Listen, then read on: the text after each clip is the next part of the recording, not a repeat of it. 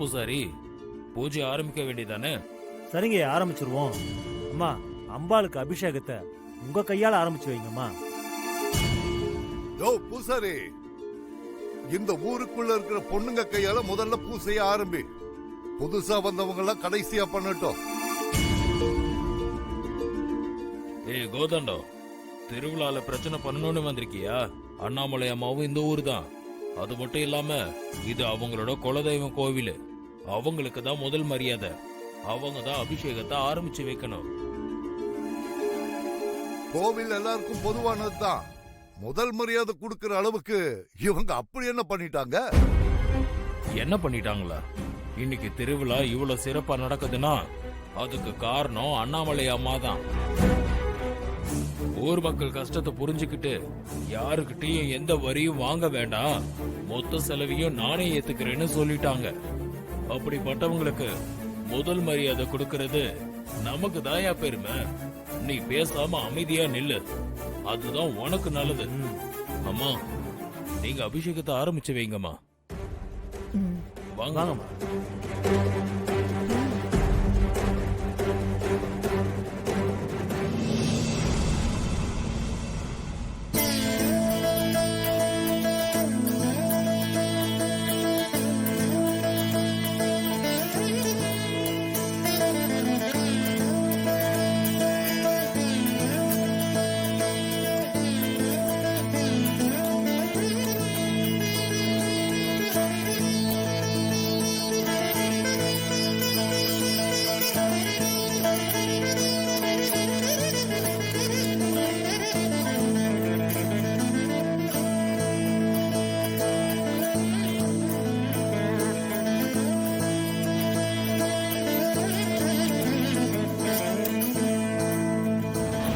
அக்கா, நீ என்ன பண்ண போற? நீதான் விரதமே இல்லையே.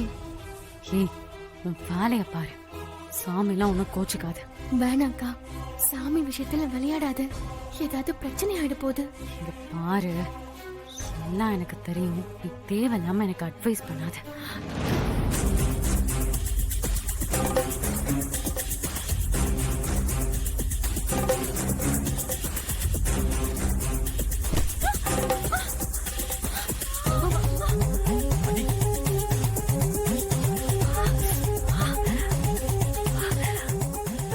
வான்மதி, என்னாச்சுமா?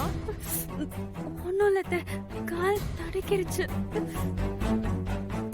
அக்கா பாத்துக்கா, பாத்து வா.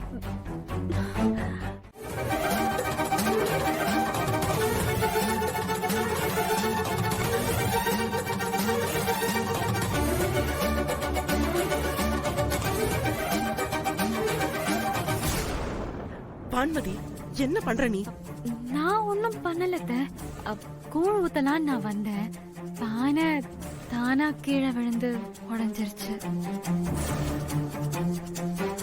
அம்மா, திருவிழா அதுவுமா இப்படி தடங்கள் மேல தடங்களா வந்துகிட்டு இருக்கு. இது ஊருக்கு நல்லது இல்ல.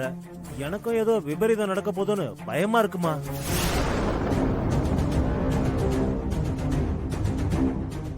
ஏயா, ஊருக்கு நல்லதுன்னு சொல்லி இந்த குடும்பத்தை உள்ள விட்டீங்க. இப்ப எல்லாமே அபசகரமா நடந்துட்டு இருக்க. இதனால ஊருக்கு ஏதாவது பாதிப்பு வந்தா யாரையா பொறுப்பு?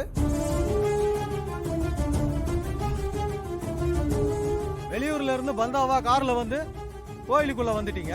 வந்தவங்க சுத்தபத்தமா இருக்காங்களா, ஒழுங்கா விரதம் இருந்தாங்களான்னு எதையும் விசாரிக்க மாட்டீங்களா? இப்ப பாருங்க, அம்மன் எதையும் ஏத்துக்காம எல்லாமே தப்பு தப்பா நடந்துகிட்டு இருக்கு. ஏன்பா என்ன பேசுற? இங்க பாரு, அண்ணாமலை அம்மாவுக்கு இந்த கோவிலை பத்தி நல்லாவே தெரியும்.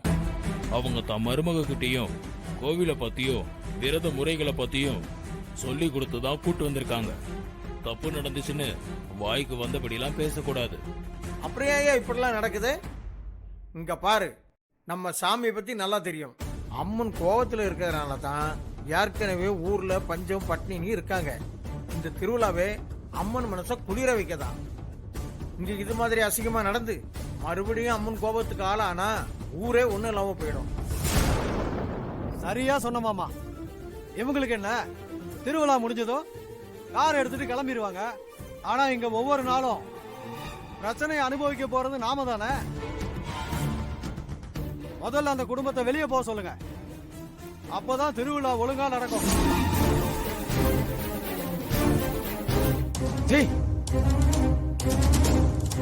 யோ, அந்த சின்ன பொண்ணு பண்ண தப்புக்கு அண்ணாமலை குடும்பத்தை ஏன் போக சொல்லணும்? அவங்க கையால ஆரம்பிச்ச எல்லாமே இது வரைக்கும் நல்லாதான் போயிட்டு இருக்கு. வேணும்னா அந்த பொண்ணை மட்டும் விலகி நிக்க சொல்லலாம். அது எப்படி? அந்த பொண்ணு அவங்க குடும்பத்தை சேர்ந்தவங்க தானே, எல்லாரையும் வெளியில அனுப்புங்க.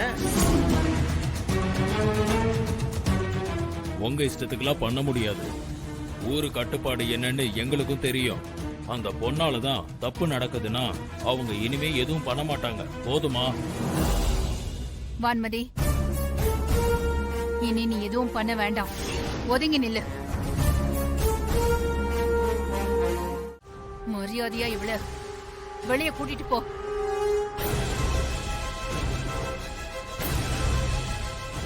வான்மதி, வாங்க. வா வா.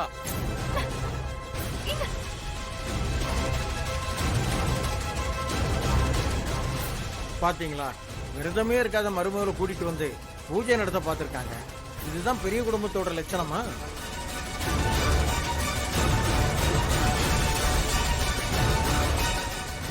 ஏன்பா, அதான் அண்ணாமலை அம்மாவே அந்த பொண்ணை வெளியே அனுப்பிட்டாங்கல்ல, அப்புறம் என்ன? பேசாம அமைதியா இருங்க. அம்மா, நீங்க ஆரம்பிங்கம்மா. வாங்கக்கா.